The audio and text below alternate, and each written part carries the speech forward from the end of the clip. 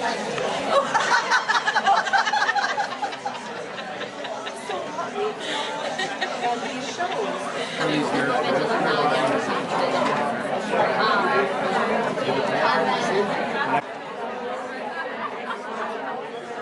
the other reason why you should only be using your progesterone at bedtime, is because one of its side effects is it does make you sleepy.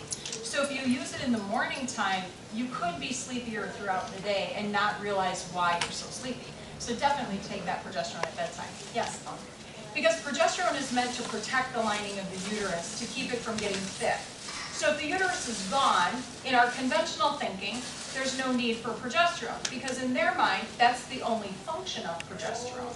But you can see on the screen here that progesterone has a lot of different functions. So we would recommend somebody to use it, but if you're talking to other women and they're not using progesterone, that may be why. It's because they don't have the uterus present. Can you just use progesterone? Yes. Good afternoon, I'm Dr. Ben Luchek, Falls Chiropractic Group. I'm here talking to patients about posture and how it affects you. The biggest thing we're talking about is anterior head carriage and how that head tips forward, and a lot of stress and tension up in the back can create some instabilities in the spine, leading to further complications and aspects that way.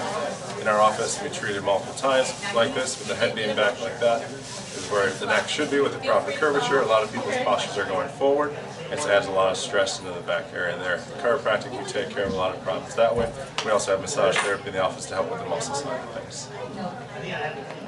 I also recently learned in my research that 80% of the entire world's consumption of pain medication is right here in the United States of America.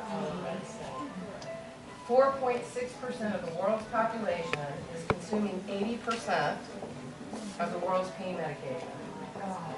I could go on and on and on and on, and I will. Don't worry, we'll have another presentation. But you might begin to understand why, as Dr. Cindy, I'm a PhD, not an MD. I'm a healer, not a dealer. So don't We're going to do things naturally, and laughter is one of the easiest ways to do a whole host of different amazing things as it relates to your health. Do you know that 80 to 90% of all office visits to a primary care physician or the ER are probably in some way stress-related?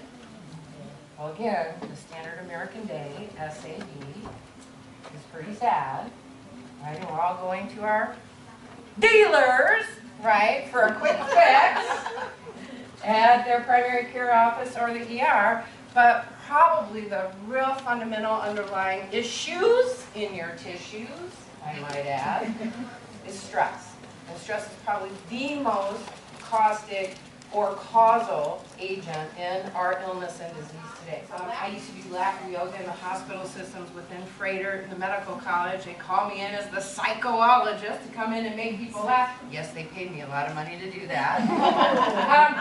But people got better, right? And then a lot of nurses and other healthcare providers started to figure out how to do that. And I'm happy to say that that's a more common experience, and they don't need a psychologist like me anymore to have to do that. To be interested in having a party, because there is a free audit that you can show you more here.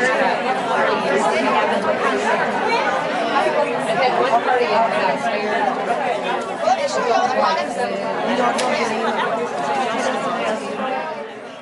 This isn't work.